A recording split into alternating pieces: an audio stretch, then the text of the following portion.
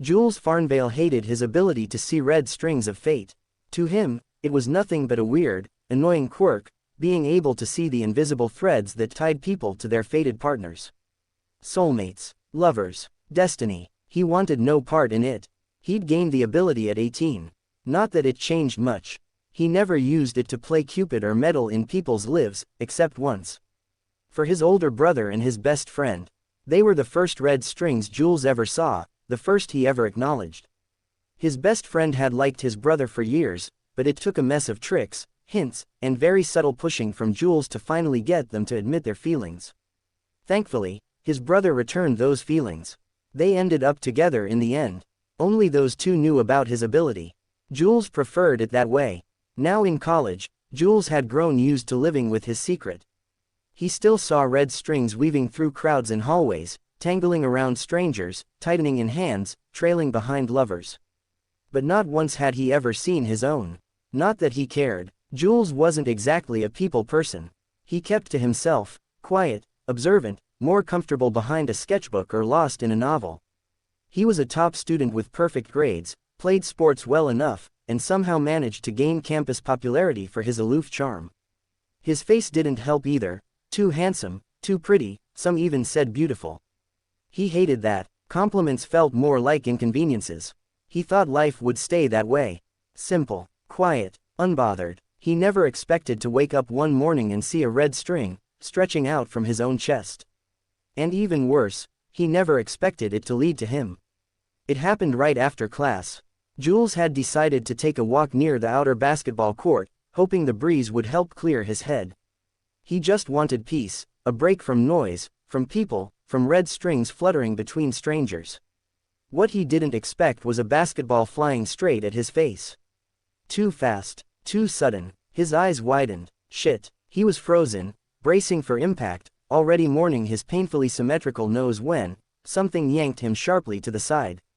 Not a hand, not a voice. It felt like a tug, a force, a rope tied around his finger, but invisible or almost invisible. Stumbling a little, Jules blinked in shock and glanced at his hand. His breath hitched. A thread, a thin, luminous, almost ethereal red string was knotted tightly around his finger.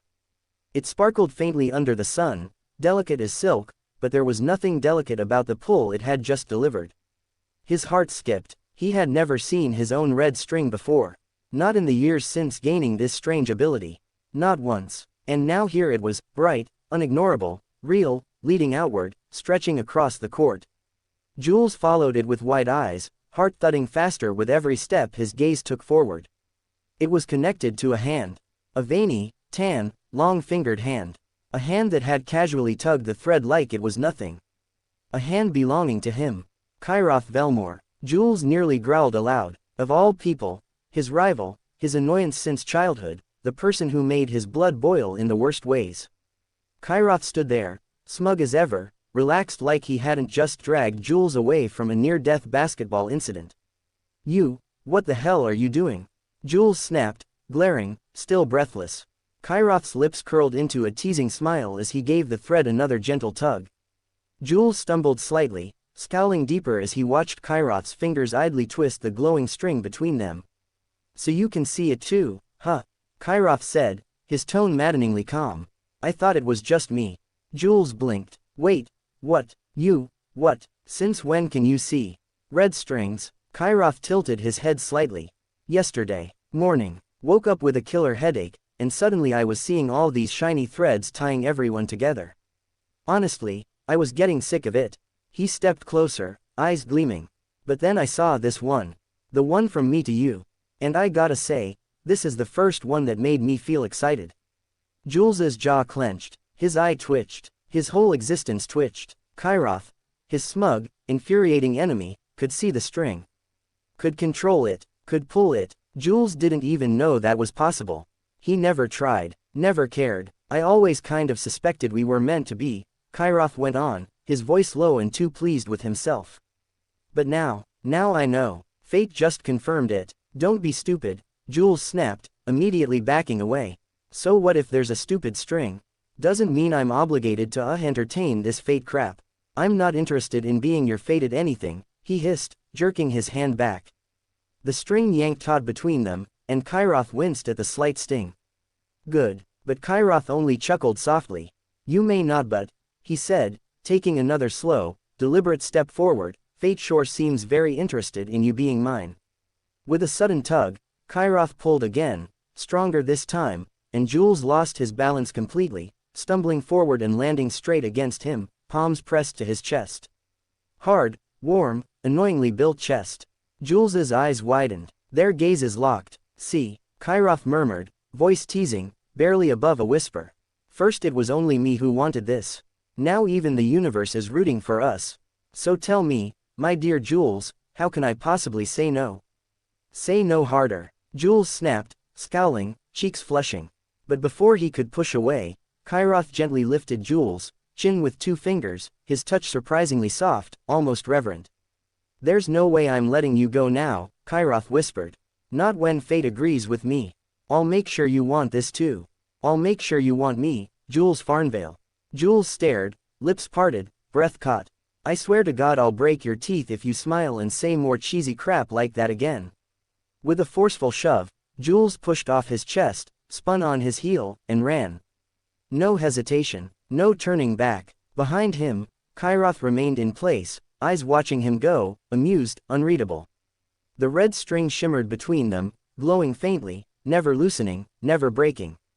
It stretched and danced with each step Jules took away. Kairoth just smiled. For the first time in years, he felt like fate had finally handed him a reason, and a path, to chase after the one thing he'd always wanted. And now, he had the string to prove it. Jules slammed the door to his dorm room so hard the walls practically rattled. His fingers were still burning with the pull of that stupid red thread. His own red thread, and the person tied to the other end of it. Of course, it had to be Kairoth Velmore. He stormed across the room, dropped his bag with a loud thud, and dropped into the chair at his desk, eyes glaring daggers at the glowing red string looped tightly around his finger. What the hell is wrong with fate? He muttered under his breath. Of all people, him.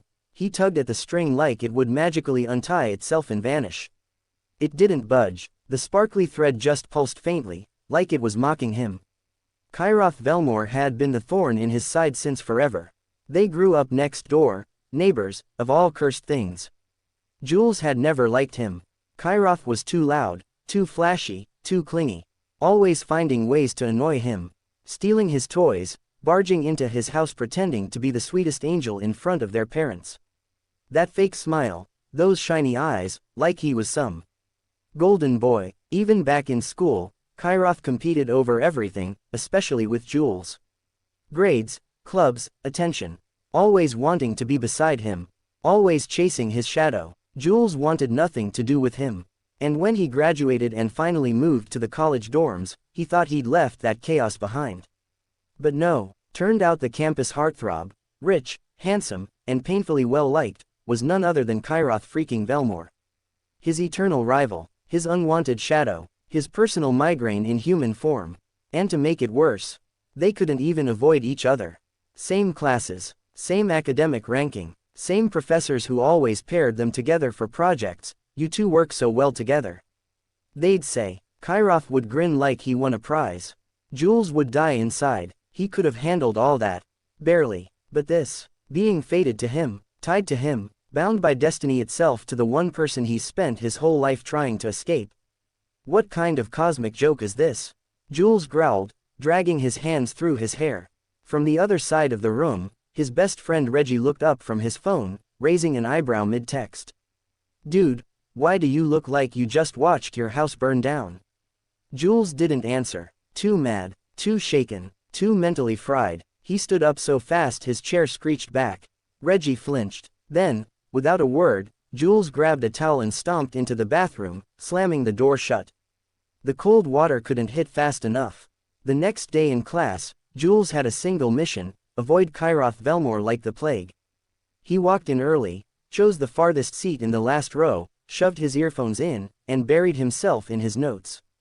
Head down, face blank, the red string around his finger hidden beneath the sleeve of his hoodie. Out of sight, out of mind. That was the plan. The door opened, and loud footsteps followed. Kairoth entered, as usual, surrounded by his friends. His tall figure stood out instantly, all effortless confidence and charm. But his eyes, they found Jules in seconds. Focused, serious, head bowed as he scribbled something in his notebook, jaw tense with concentration. Kyroth didn't look away. "You really need to stop staring at him like a lovesick idiot," one of his friends muttered beside him. "Yeah, you're hopeless," another sighed. "You're literally wasting all your feelings on a human statue with a sign taped to his face saying, 'I feel nothing,'" the third added. Kyroth just chuckled, brushing their words off with a shrug. "Idiots. Some things aren't meant to be stopped. And now, I'm more motivated than ever." His smile was light, teasing, but something softer rested behind it. As a few girls squealed when he passed, Kyroth didn't even glance their way. He casually walked toward the opposite bench from Jules and took his seat, leaning back like he had all the time in the world. He didn't even try to hide his stare. Jules didn't notice at first, until the red string gave a small, sharp tug at his finger. He blinked, annoyed, and glanced up. There he was, Kyroth, resting his chin in his palm, spinning the red thread around his finger, smiling like an idiot. Their eyes met. Jules scowled instantly. "What the hell do you want?" "Your attention," Kyroth replied, without missing a beat. "And your smile." Jules rolled his eyes so hard it could have been audible and went back to writing, but the tugging continued. Persistent, playful, irritating. He nearly threw his pencil case at him. But then the professor walked in, and he settled for gritting his teeth. Kyroth chuckled under his breath, eyes softening when he looked at Jules' puffed-up glare. Like a mad little hamster, he thought, amused. The professor began the lecture and soon announced a new group project. Jules didn't even need to listen. He already knew what was coming. "As usual, Farnvale and Velmore, you'll be working together," the professor said with a nod, completely ignoring Jules' internal scream. Kyroth smirked like he'd won a prize. Jules simply sighed and resigned himself to fate. What was the point anymore? After class, the professor reminded them to submit last week's assignments. Jules stood immediately and began collecting the piles of papers from each row, stacking them into his arms without complaint. He was the kind of person who never asked for help, even when the stack grew so high it reached past his forehead and he could barely see where he was walking. And then, suddenly, the weight eased. Half of the stack was lifted clean from his arms. Jules blinked in confusion and looked up to see Kyroth holding the rest of the assignments like they weighed nothing. "I didn't ask for help," Jules muttered, irritation bubbling. "I wanted to help anyway," Kyroth said with a shrug, adjusting the stack easily. He even gave Jules the smaller portion, which made Jules glare harder. "You think I'm too weak to carry them all myself?" Jules snapped. Kyroth stopped walking. Without warning, he leaned down, just enough to meet Jules' eye level, and held his gaze. His tone was quiet this time. "Gentle. I know you're strong. Stronger than anyone I know," he said softly. "But just because you can do it alone, doesn't mean you have to." Jules froze. Kyroth smiled. "Not teasing this time. Just real. I'm here, so let me help you. Let me be the one you can lean on forever without a word." Then, before Jules could say anything, Kyroth turned and walked ahead, carrying the heavier stack like it was nothing, leaving Jules standing in place. He stared after him, heart awkwardly tight. For a moment, the red thread on his finger shimmered faintly, as if humming with warmth. Jules shook his head quickly, grumbling under his breath as he followed. Idiot. After submitting the assignments, the two made their way to the campus library. Jules led the way, scribbling down a list of books and materials they'd need for their new project. Kyroth, without needing to be asked, quietly gathered everything and brought the stack over to their usual corner table by the window. He returned moments later with 2 cold drinks, setting one down beside Jules, his favorite, of course. He popped the straw in and nudged it toward Jules' lips. Jules took a sip without looking away from his laptop screen, his fingers busy typing the project outline, and passed over the first book Kyroth would need. They'd done this enough times now to move in sync. Jules handled the structuring and typing, while Kyroth, who hated laptops, highlighted and marked all the important points from the texts. Their silent teamwork had become something oddly natural. Kyroth liked watching Jules work. He always had. Once his half of the highlighting was done, he slid the book back to Jules, leaned back in his seat, and, just like always, settled into watching him. Calm, soft-eyed, smiling faintly. Jules didn't even bother telling him to stop anymore. He was used to it. At one point, Kairoth quietly stood up and left. Jules didn't ask where he was going. He knew he'd be back. When Kairoth returned, he came bearing snacks. Jules had just finished inputting the last of the data, and he just finished talking to someone in his phone. "Who is it?" Kairoth asked. Jules leaned back in his chair with a long sigh. "Oh, it was Cassie, my cousin, remember? I need a book, can't find it here. He said he'll let me borrow it. I asked him to give it to Reggie on his way," Jules said, yawning, feeling exhausted. Kairoth nodded in understanding. Jules then stood, stretching both arms up high with a groan, eyes squeezed shut from staring too long at the screen. His oversized white sweater lifted with the motion, revealing a sliver of his waist. Kairoth's eyes twitched. He looked away quickly, ears flushing red. Completely unaware, Jules dropped back into his chair, reached lazily for the snacks, and tore open a packet with half-lidded eyes. He started munching quietly. Kairoth stayed unusually silent. Jules glanced up. "What?" "Nothing," Kairoth said quickly. He took a small breath, eyes flicking to Jules' shoes. Then, without another word, he dropped to his knees and began tying the loose shoelaces. Jules didn't react. It was normal now. He licked his fingers clean, speaking through a yawn. "I'm so tired. I could fall asleep right here. I can see that." Kairoth finished tying the shoes, then stood up and wordlessly began packing Jules' books and laptop into his bag. He slung it over his shoulder, wearing it front-wise to protect the screen. Then, he bent down in front of Jules. Jules didn't hesitate. He climbed onto Kairoth's back with practiced ease, arms around his shoulders, legs looping around his waist. His face tucked into the crook of Kairoth's neck, lips brushing warm skin as he sighed out. Kairoth bit the inside of his cheek, doing his best to keep calm, not to smile too hard. He held Jules securely, adjusted his grip, and walked them both out of the library, one step at a time, quietly, steadily. The red string shimmered faintly between them with every breath. Kairoth finally stopped walking when he reached the front of Jules' dormitory. The boy on his back was fast asleep, cheek smushed against his neck, breath slow and warm. "Get up, lil pig," he said softly, giving Jules' hands a light smack where they were looped around his neck. Jules groaned something unintelligible in response, eyes fluttering open just a little. He nodded drowsily and slid off Kairoth's back, landing on his feet like a sleepy plush toy, cheeks puffed out, hair messy, eyes half closed. "Thank you," Jules mumbled, swaying slightly. Kairoth smiled as he gently wiped a tiny trail of drool from the corner of his mouth, fixed the tilt of his collar, smoothed down his hair, and looped his bag onto his shoulder. "Get inside and sleep, yeah," he murmured, patting his head with the care of someone who'd done it 100 times before. Jules gave another sleepy nod, turned to walk, but misjudged the first step entirely. His vision still hazy, he stumbled, tripping toward the wall. Kairoth's reflexes were fast. He reached out just in time, slipping his hand between Jules' forehead and the wall.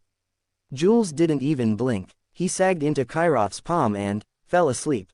Just like that, standing. Kairoth sighed, but the fond smile forming on his lips couldn't be helped. "You only get like this when you're tired," he whispered. "Only then do you forget to keep your walls up. It was always like this." In sleep, Jules dropped his guard. The ever-stoic, sharp-tongued, emotionally walled-up Jules became something soft. Quiet, fragile, so much like a kitten curling into the world's warmth with blind trust. And it made Kairoth's heart ache, in the best, most dangerous way. The desire to keep him, tease him, protect him, be the only one allowed to see him like this. With a quiet chuckle, Kairoth gently pulled Jules away from the wall, and instantly Jules fell forward, right into his chest, arms loosely wrapping around him like he thought it was a pillow. He let out a content sigh. Still smiling, Kairoth scooped him up effortlessly in his arms, bridal style, and began walking up the stairs toward his room. Inside the room, Reggie looked up from his bed the moment the door opened. "Oh, he fell asleep again, huh?" Reggie said, not even surprised. "Out cold," Kairoth replied softly as he lowered Jules carefully onto his bed. He slid the bag off his shoulder and set it on the desk, then crouched to remove Jules' shoes.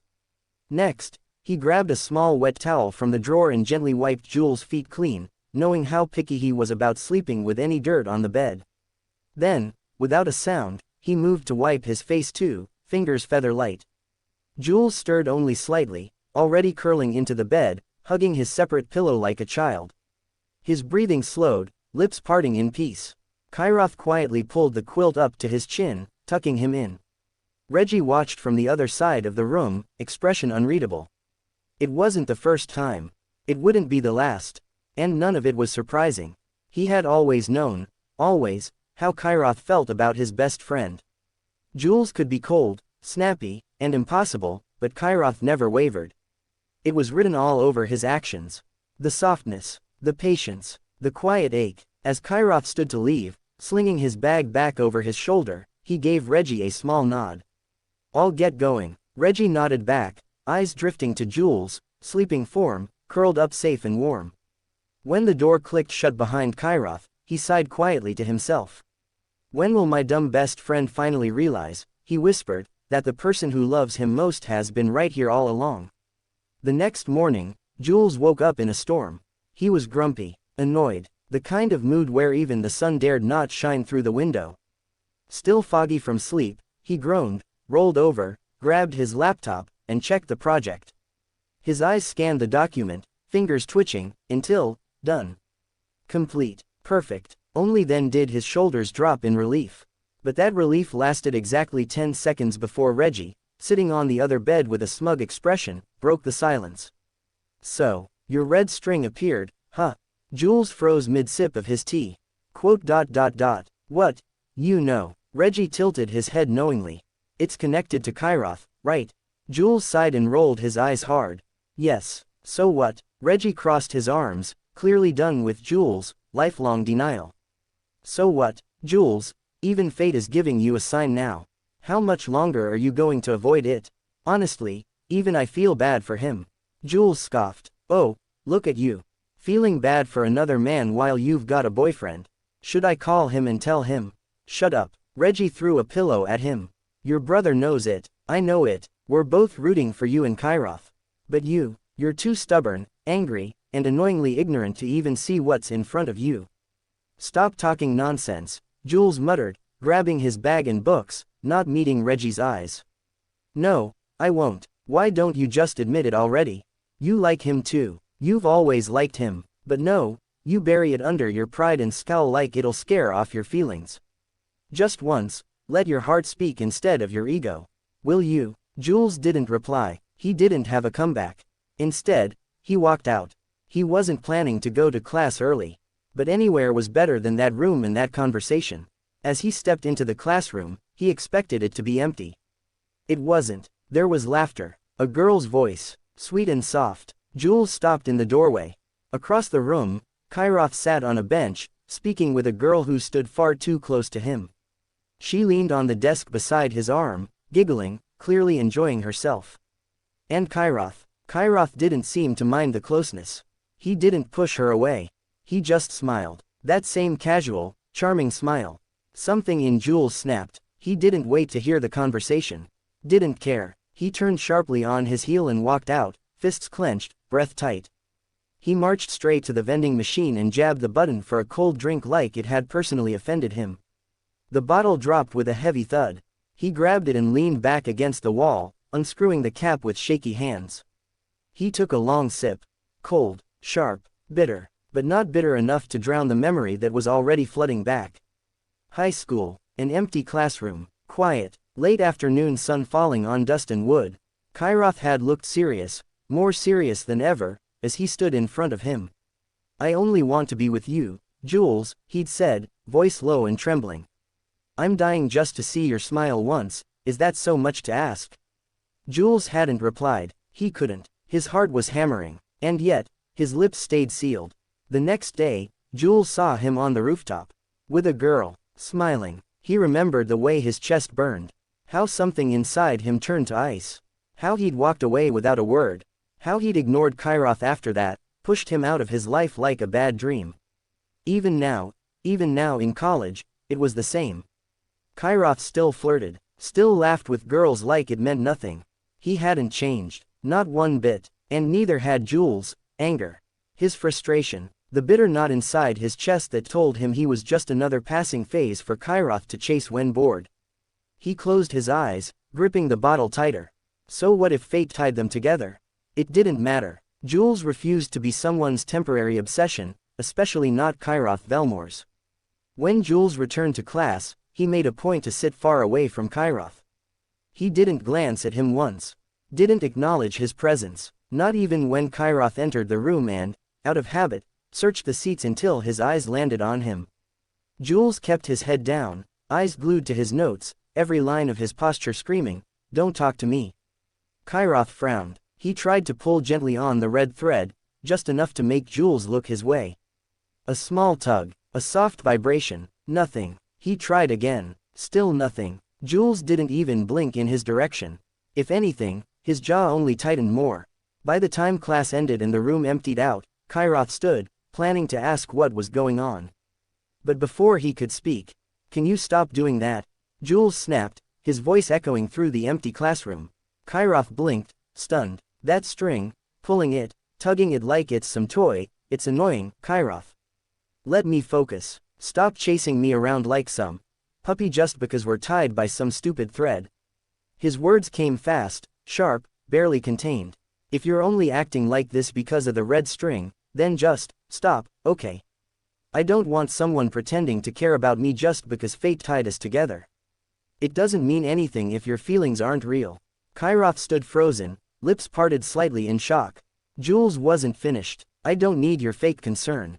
I know how this works with you. You love playing games. You love watching how I react."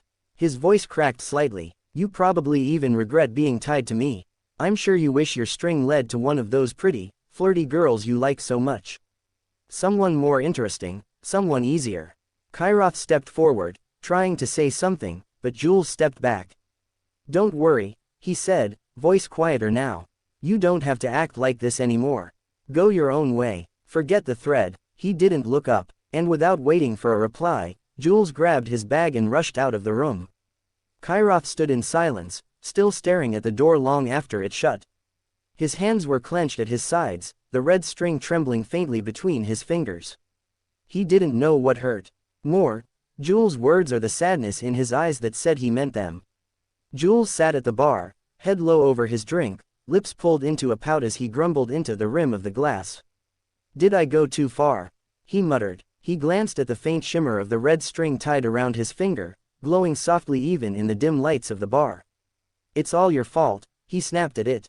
"I hate you. Why the hell can I see you? Why did you have to tie me to him?" His voice was sharp with frustration, drawing a few looks from nearby patrons. One of them, a man with striking red hair and a face that looked almost too perfect to be real, cocked his head, clearly having heard Jules' little outburst. His crimson eyes sparkled with something unreadable as he stood and, to Jules' horror, pulled the stool next to him and sat down.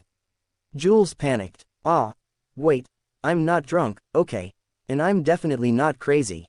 I just, I." The man rested his chin lazily in his palm, smirking. "You can see it too."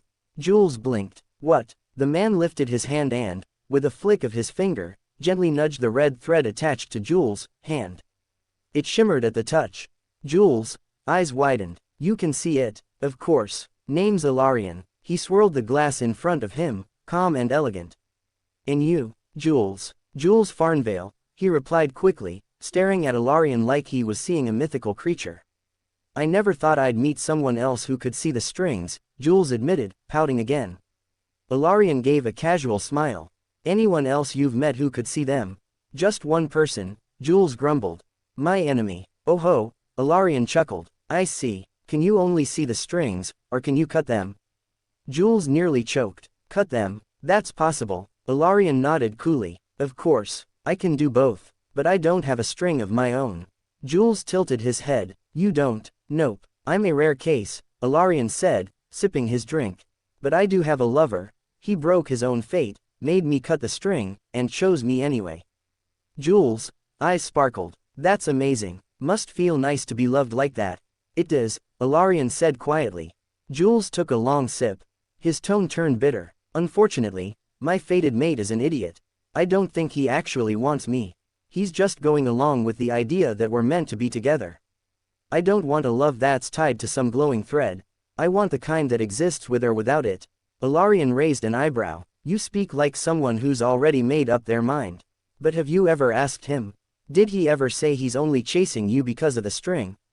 Jules hesitated. No. Then maybe, Ilarion said with a hum, you're judging without giving him the chance to speak. Tell me, was he around before the string appeared? Jules nodded slowly, the memories surfacing. Since we were kids, always annoying me, always chasing me around. Even in college, he's everywhere. He was doing all that even before he could see the string. Ilarion gave a sly smirk. And you still think he's only interested now because of the string? Jules fell silent and lowered his eyes. But he is a playboy. Oh, I used to be like him, Ilarion said, giving him a soft and understanding gaze, a little reckless. Flirted around. But when you fall for someone when it's real, that kind of noise just fades away, and if you say he hangs with people, that just means you're possessive, not that he's a cheater. Or maybe he was reckless before but loving you changed him. Or maybe he never needed a string to want you. You're just the one who kept pushing him away before he could prove it. Did you ever let him talk or explain himself? No, I never thought of that. Jules muttered, cheeks flushing slightly, eyes unfocused. Ilarion smiled and patted his hair. And asked, can I know your situation if you can tell? Maybe I can help. Jules gulped, biting his lip. He felt comfortable and felt that Ilarion understand him well, so he felt easy and explained everything to Ilarion. So that's what happened. From what I've heard, he cares about you a lot. You'd see it too if you tried, Ilarion said softly. This wouldn't happen if you could just listen what he was talking with that girl, or maybe you could just ask him. Jules pouted, thinking deeply. Just then, a taller figure in a sharp suit appeared, sliding an arm around Ilarion's shoulders. Brother Ilarion, are you drunk? Let's go home, the man said, nuzzling Ilarion's neck affectionately. Ilarion smiled and nodded. Yeah, just a bit. Jules, this is Chiron, my boyfriend. We aren't connected by any strings, yet here we are. All you need is communication and a little understanding. That's how love wins and becomes easy. My love story wasn't much hassle at all. Chiron suddenly lifted his head, voice sharp with mock frustration. How can you say that? I was the one who suffered the most. Ilarion winced and patted Chiron's head. Right. Well, don't make the same mistake I did, running away without talking. This boy here had to suffer quite a bit. Jules blinked, surprised but oddly comforted by their banter. Then, blurting it out, Jules said, I don't want to talk to him right now. Can you just cut the string between us? Ilarion turned to look behind Jules with a calm smile. You should ask him that yourself. Jules froze as a tall, dominant figure appeared behind him. He swallowed hard and slowly turned. It was Chiron. His expression was something Jules had never seen before, vulnerable, almost broken. Do you hate me that much? Chiron's voice trembled, heavy with pain. Do you hate the idea of me being your fated mate this much? Jules panicked and stood abruptly. Wait, Chiron looked away, eyes glistening with tears. Fine, I'm sorry for being your fated mate. Like you said, I'll stop. I don't want to make you uncomfortable, especially not by being me. I'm sorry for everything I've done. I only ever wanted to be with you, no matter what. But since you hate it so much, I'll back off. Without waiting for a response, Chiron turned and walked away. Jules was left speechless, his heart aching in a way he couldn't explain. Ilarion shook his head. See, I told you this stuff hurts, doesn't it? That kid's really into you. Jules took a shaky breath, trying to process everything, tears pricking at the edges of his eyes. Just then, his best friend Reggie rushed in. Jules, what happened? Chiron called me, said you were drunk and told me to pick you up. Why did he call me when he could pick you by himself? Don't tell me you two fought again. Jules stayed silent, unable to speak. Ilarion exchanged a knowing glance with Chiron. Seriously, even when he's angry, he won't leave you alone. That says everything. Jules, don't tell me you're still too dumb to see it. Jules didn't reply. Tears silently spilled as he sniffled. Chiron looked confused. Brother Ilarion, what happened? Nothing. Just fate playing its games, Ilarion said softly, watching the faint glow of the red string wrapped around Jules' finger. Jules, don't waste time. Don't let distance grow between you two, Ilarion said, patting Jules' shoulder gently. Good luck. He gave a small nod to Reggie, who silently understood. Ilarion then left, followed by Chiron. Chiron looked up curiously. Brother Ilarion, do you think love like theirs can win? Of course. They're meant to be. Their red strings are the most unique I've seen so far. They're connected for a very long time, Ilarion smiled. Chiron frowned, confused but not questioning further. Instead, he hugged Ilarion, who smiled warmly and gently patted Chiron's hair. More than a week had passed since Kairoth stopped coming to classes. Everyone around was confused, whispering in hallways and wondering where their campus heartthrob had disappeared to. Jules knew exactly what had happened, but he didn't know what to do. There was a dull ache inside him, a kind of pain he'd never known before. It was the first time he'd spent so many days without Kairoth's presence, without his teasing smile, the small acts of care he never asked for but always received. No one brought him his favorite drink when he was thirsty. No one handed him snacks when he was too busy to get up. No one tied his shoelaces or gave him piggyback rides just because Jules was too tired to walk. Everything felt emptier, louder, colder. Jules stared down at the faint red string tied around his finger, his chest tightening. He tried to focus on writing his notes, but then he overheard some girls nearby talking. It's so bad Kairoth's been skipping classes. Now who's going to help us with makeup? Yeah, he's amazing with colors, and his fashion sense is on point. Even though he looks tough, he's actually great giving advice to girls. He's like the perfect guy for that.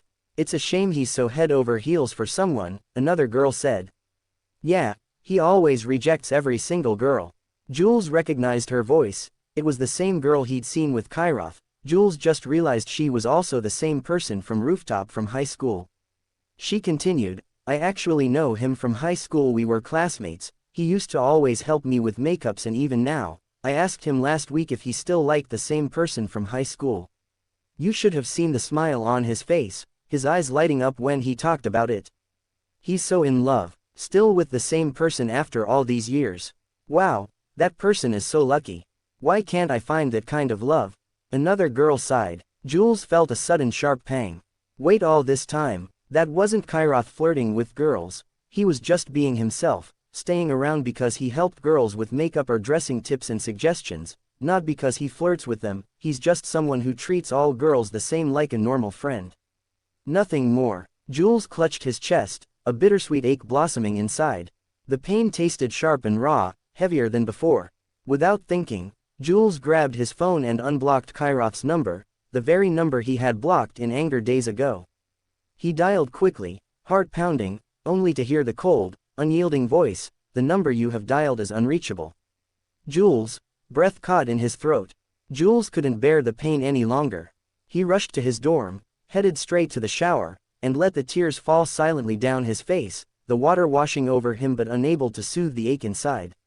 Reggie, ever perceptive, knew exactly what his best friend was going through, and it hurt him to see Jules so broken. A deep voice echoed softly from Reggie's phone as he video called his boyfriend, Zareth Farnvale. Zareth rested his head on his fist, smiling gently at Reggie before shrugging. Oh, stop worrying, dear. I can already see their future. They're meant to be. Sometimes, he needs to feel this pain. The more he cries, the deeper his love will grow. You're the worst brother, Reggie muttered. I'm not, Zareth replied seriously.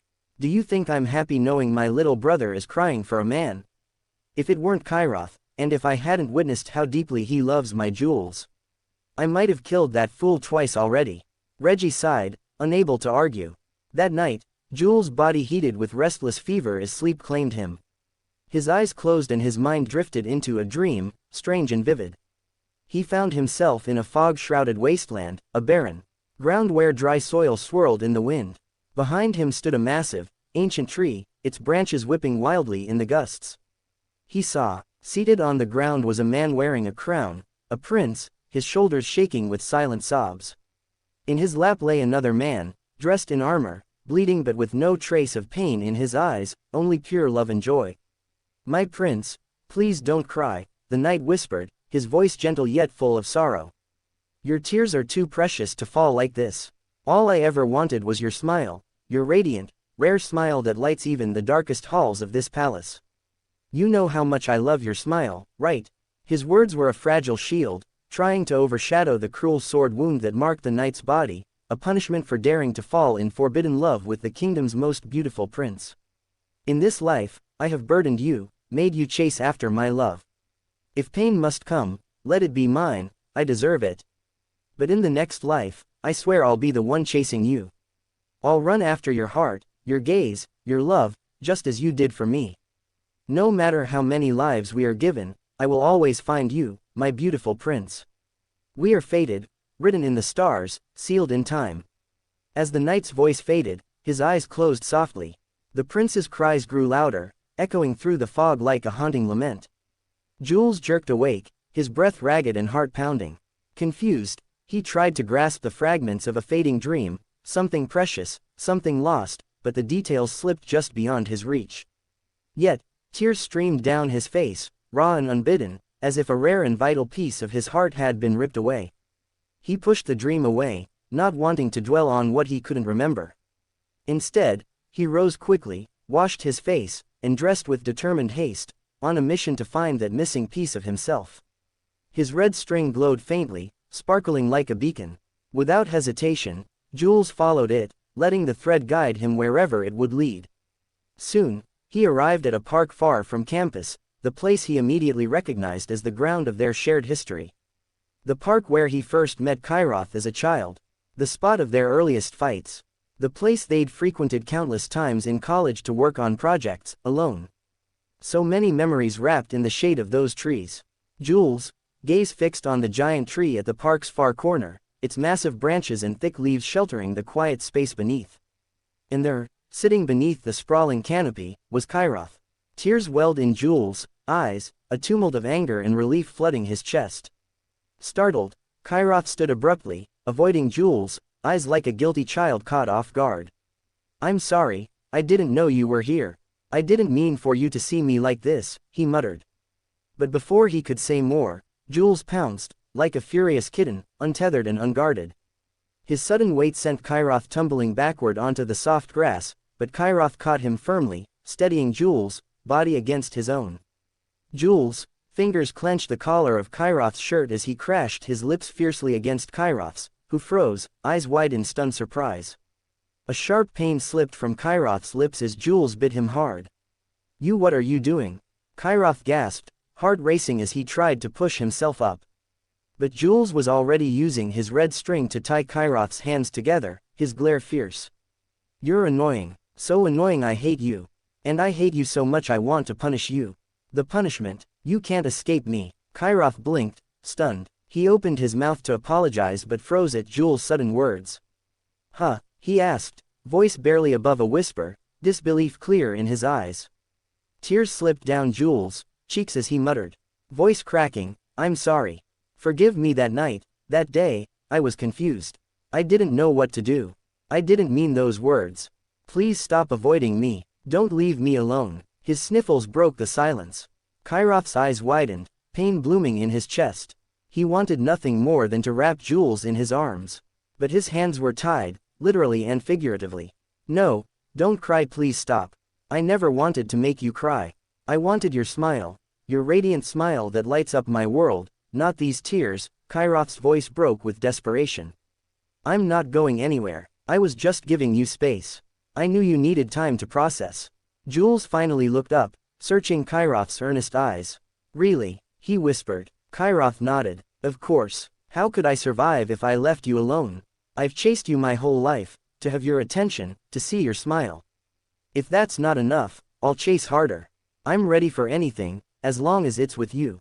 I've always wanted you, always loved you, and when the red string connected us, it only made me braver. But I guess you thought otherwise." "No, not at all. I'm sorry, I misunderstood.